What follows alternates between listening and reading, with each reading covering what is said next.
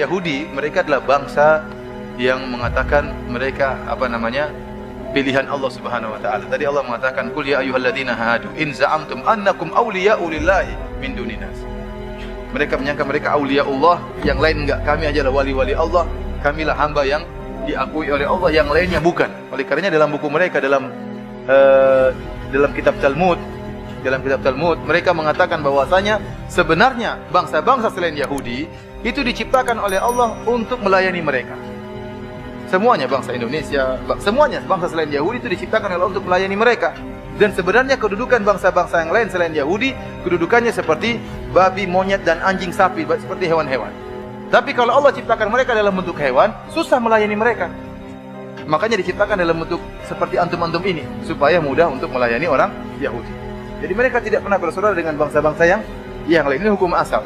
Tetapi memang kita tahu dalam sejarah pendirian Syiah dari Abdullah bin Saba, dia seorang Yahudi. Sebagaimana disebutkan dalam buku-buku sejarah Syiah dan termaktub juga dalam kitab-kitab Syiah tentang Firqah Sabaiyah yang berasal dari Abdullah bin Saba, seorang Yahudi. Ini diakui dalam tokoh Abdullah bin Saba kontroversial. Namun ternyata setelah diteliti dalam buku-buku Syiah juga disebutkan bahwasanya nenek moyang mereka berasal dari Abdullah bin Saba. Tapi secara bangsa tidak bersaudara. Secara pemikiran ada kesamaan. Oleh karena ada risalah ilmiah yang judulnya Badrul Majhud fi Musyabahat Rafidhah bil Yahud, atau maknanya seperti itu, yaitu tentang persamaan antara Yahudi dengan Syiah. Risalah ilmiah 2 jilid, ya. Tidak tahu sudah terjemahkan atau belum? Ya, tentang kesamaan antara Syiah dengan apa? Dengan Yahudi. Dan kita lihat di mereka berpelukan antara Yahudi dengan apa?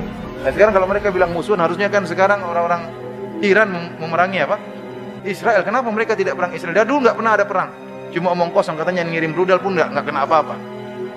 Kemudian setelah itu skenario berhenti. Sekarang waktunya membuktikan kalian musuh Yahudi, perangi Yahudi. Hanya bilang kita akan perangi Amerika, perang Yahudi, nggak pernah perang-perang. Itu kebohongan yang mereka ucapkan, permainan orang-orang Syiah. Justru mereka membantai kaum muslimin. Harusnya kalau mereka benar-benar berperang, maka perangilah orang-orang Yahudi. Dan ini kita katakan juga kepada ISIS yang sekarang mulai muncul. Kalau ISIS benar-benar adalah kaum muslimin membela Islam, perangi itu Israel. Kenapa justru mereka masuk dalam peperangan antara mujahidin dengan Bashar Assad di Suriah? Justru mereka tidak memerangi Bashar Assad, malah kemudian membunuhi mujahidin gara-gara tidak mau berbaiat sama dia.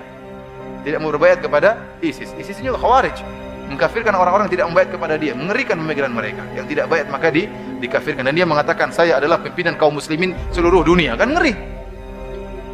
Kita katakan kepada ISIS, kamu sudah kedahuluan Islam Jamaah. Islam Jamaah sudah khalifah sejak dulu. Tahu Islam Jamaah enggak? LDI kan punya raja kan? Rajanya lebih dahulu daripada raja ISIS. Kasih tahu tuh rajanya ISIS untuk berbaiat sama raja Indonesia Islam Jamaah. Karena LDI lebih dahulu, ISIS enggak tahu, makanya perlu kasih informasi. Siapa tahu kalau dia tahu, saya salah ternyata. Dia baiat sama LDI.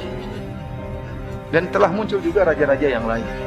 Benar, ada lagi mengatakan kami sedang mencari khalifah. Ada kelompok yang ingin cari-cari apa?